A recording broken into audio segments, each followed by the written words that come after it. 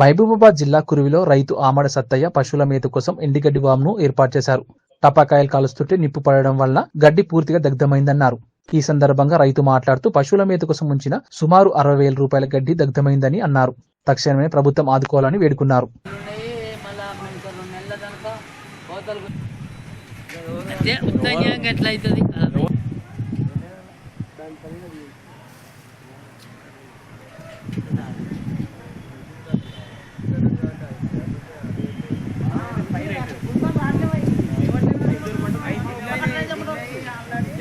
ఇంకా మిషన్ కట్టి కాబట్టి ఆగింది. మామ కట్టగడ్డ ఎప్పుడు కాలేదు.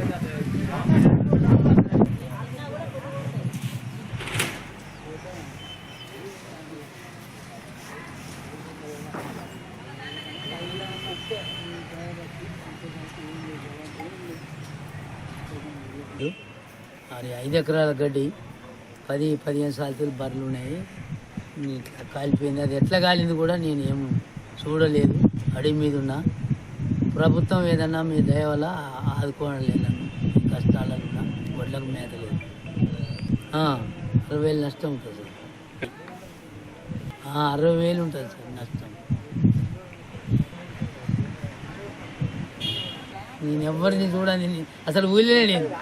నేను ఎవరినన్నా ఇళ్ళలో ఎవరు లేరు. వచ్చినా మొక్కొచ్చింది కానీ అది నాకు మాత్రం వచ్చింది సార్.